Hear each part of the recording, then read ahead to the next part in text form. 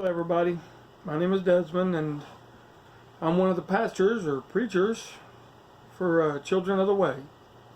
This is where we're going to put this first and then we're going to spread it out and hopefully you'll be able to learn something about the Father from all this. I love Him completely. He has saved me and my wife and my children completely. I feel very deeply for Him and I want everybody else to feel the same way. So I'm going to start out. There's so much to tell. I could tell just on the subjects I'm starting tonight, and I could go on forever. Some would say I do anyway. I'm going to talk about what and who and how God is. I know that kind of sounds funny, but let's just start off with what, how, and who He is. He is omnipresent. He's omniscient. And He is almighty. I couldn't think of a word that sounded right for almighty with omni, so He's almighty. That means He has all the power.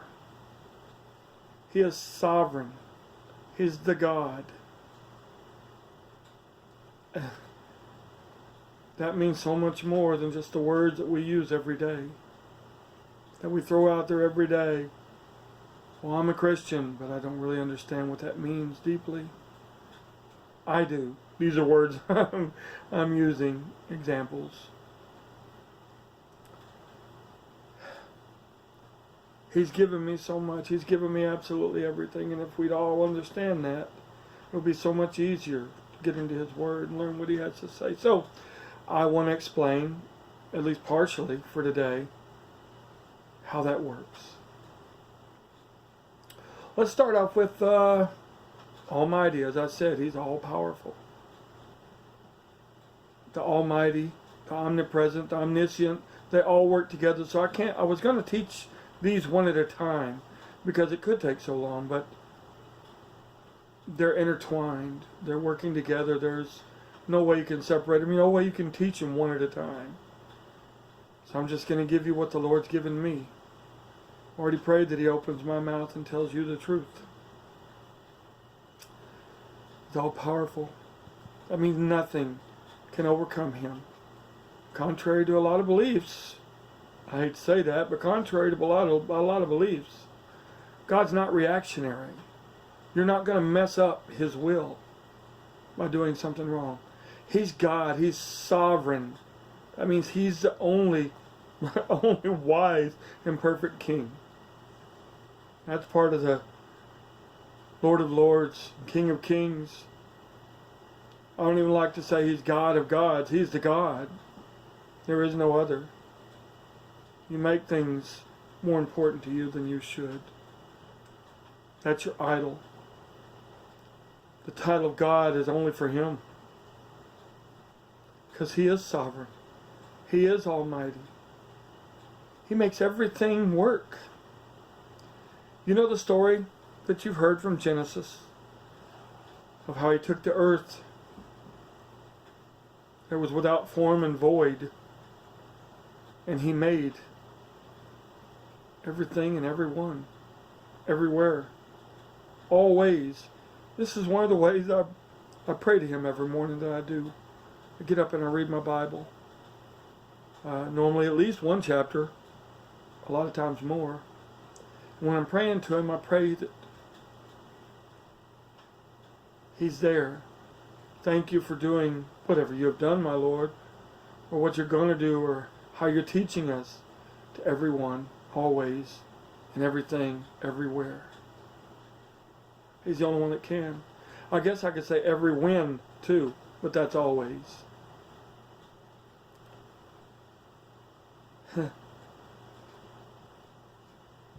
He's omnipotent.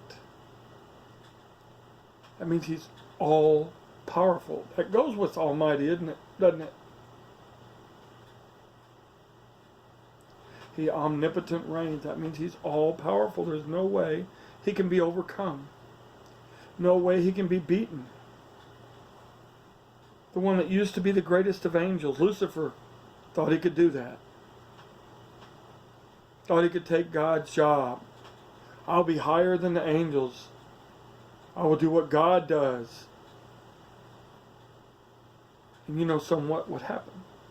God cast him down. Period. Whatever there is or was or ever will be, whoever there is or was or ever will be, was made by him. He's been here since before we could ever fathom. I've tried to imagine God. Before there was anything, it's God. He said before there was anything, I am. Before Abraham was, I am. Go way on back. Before this earth was, I am. Omniscient. He's all-knowing. He knows everything. Absolutely. Completely. Everything. Nothing hidden from him. There are plenty of examples in the Bible where people say, oh, I won't be seen. God won't know what I'm doing. I can hide it from him. David said in the Psalms, and since there's, it doesn't exactly fit what I was going to put out today, I didn't take it in the Psalms, but it was in the Psalms. David said, I can go to the depths of the sea. I can go to the highest mountain. I can hide in a cave. And you're there. That barely even begins to touch what and who God is. What he can do. He can do whatever he wants. He has made all the rules and the laws, all the natural rules and natural laws of everything. Everywhere, for everyone, always. And everything. He's the one that made the law that if you have this air around you and you go, that your body's gonna take it. Take in that oxygen, separate that oxygen, take that oxygen in, and get rid of the carbon dioxide. Oh, wait a minute, but then there's the lungs that know what to do with it. There's your trachea. Oh my goodness, I could go so deep and so detailed. He made it all. Every bit of it to work exactly how he said. And you can get so huge. There's so much more. The seas, I'm going to catch that in a minute in Job. I think Job is one of the best illustrations and descriptions of God. After what Job was saying, you know somewhat the story of Job. He had a hard time. He was one of the great men.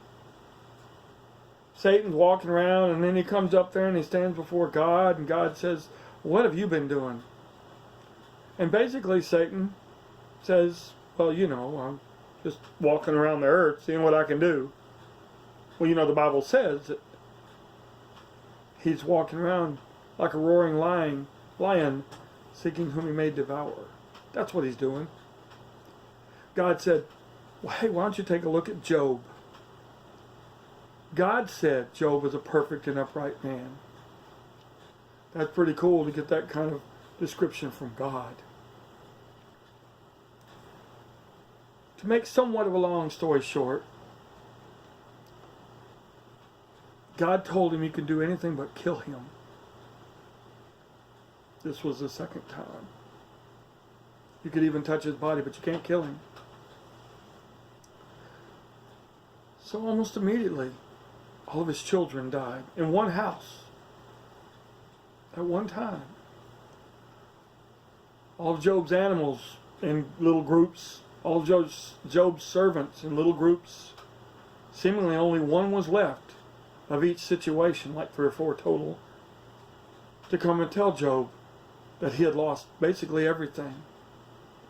His wife is standing there with him saying, curse God and die.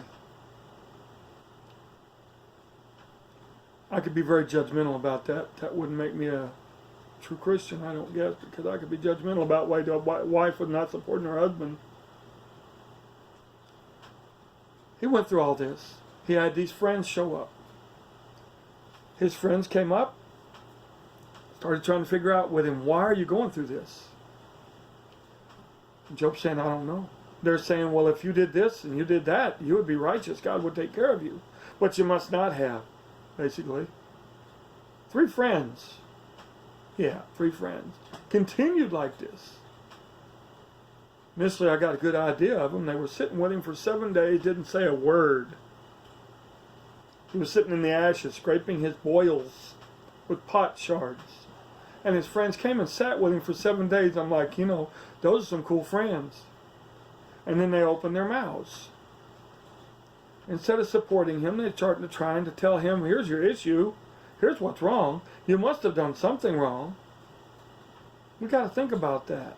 That's not what we're here for. We're here to support, well, basically everybody, but especially our friends and loved ones. Went through this, and eventually, I guess you could say, he had enough. Job started basically telling them why I shouldn't be going through this. And we've done this, every one of us. It's happening to us, and we're saying, God, why? Why am I going through this? What have I done, Lord? Basically, I'm saying I'm too righteous for you. God, you can't test me. You can't make me better through all this because I'm not doing anything wrong. Why? That brings me to Job 38. Guys, I'm just going to touch on some of these because there's so much that he would say. But Job 38. He had just gotten done arguing with those 3 and then one other. Elihu, the last one, I think. And then, 38 verse 1.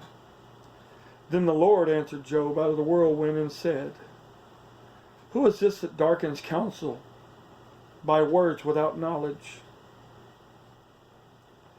Right there in verse 1, he's basically saying, who's this that's opening his mouth and being ignorant? Who's saying all this stuff and doesn't even know what he's saying? Gird up now your loins like a man, for I will demand of you, and you answer me. Verse 1. Where were you when I laid the foundations of the earth? Declare if you have understanding. And tell me, where were you? Guys, we need to think of this. Whenever we get self-righteous, talking about what God is doing in our lives, or who's attacking us and hurting us.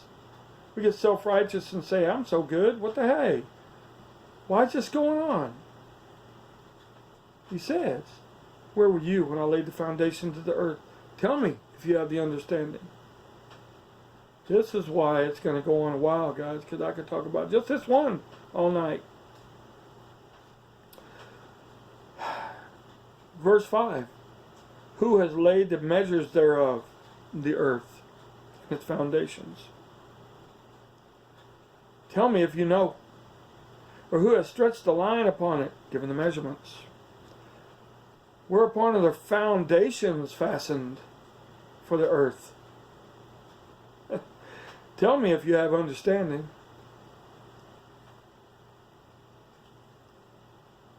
This is just touching on all that I could say right now about that part of it.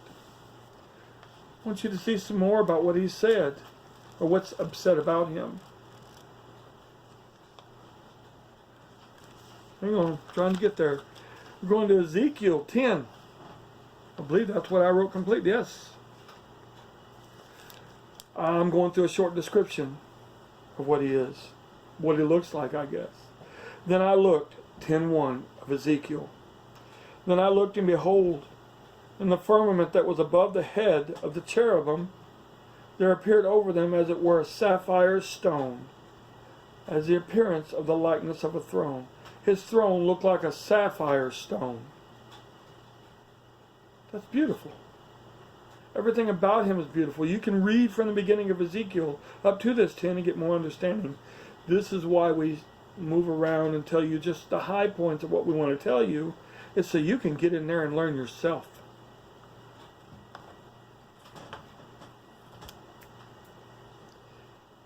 Get in there and study this word. Go to Ezekiel 1 and read It's just when you get to 10, it starts to say some of what's going on too.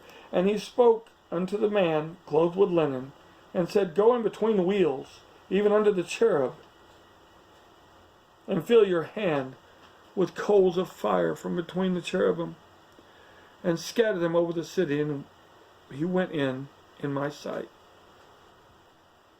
That's a small description of what was going on. You read this, it's really a strange piece of equipment that's carrying his throne and him. These wheels have eyes. You can't even begin to fathom God's imagination. And he can make whatever he wants have eyes. All these wheels that go one way or the other, don't turn right or left. It just moves, the whole thing. There are eyes within these wheels, and there are wheels within the wheels with eyes in those wheels. There's so much more description to this. This is part of God's almighty self. Again, I've been a little shallow with some of these things I want to tell you because I want to have some more for the next time. But we're going to Psalm 33. Once you read the things I've been talking about, just those. One in Job 38. One in Ezekiel 10. And read up to those as well. I'm going to Psalm 33. Rejoice in the Lord, O you righteous, for praise is comely for the upright. That means that's what you're supposed to do. Rejoice in Him, especially now that you're learning who He is and what He is. He's omnipresent. I wanted to save that one for last. Yes, there's more to Psalm 33, but I had to hit on omnipresent, guys. And you're like, yeah, I know what omnipresent means. That means present everywhere. We've got to want to add this to it. Not just present everywhere, He's present every when. He's not just here right now. He's here always. In the past, the present, the future. He knows absolutely everything. There's not a thing you can think of that He doesn't know. It says in this word that He has the count of the hairs on your head. There's no way we could do that without spending years. Then we'd have to start over again because, I missed that one. He knows exactly how many of each kind of animal there is. We don't even know how many animals there are. What kinds? What types? He knows it all. So, when you're living, remember there is one that sees, one that knows. He's the perfect righteous one. He's the King of kings and the Lord of lords and the God. There is no other beside Him. There's not one even in shouting distance of where He is in any way you could think of. Guys, I'm going to try to do these 15 or 20 minute teachings as often as I can. This is one of the things we're all called to do. But I'm supposed to do this too. I feel like it's time. There's so much more to tell you. Please come back to Children of the Way. We're also going to be sharing this on Facebook, just to our regular pages, but Children of the Way on Facebook. Thank you very much, and we'll see you again.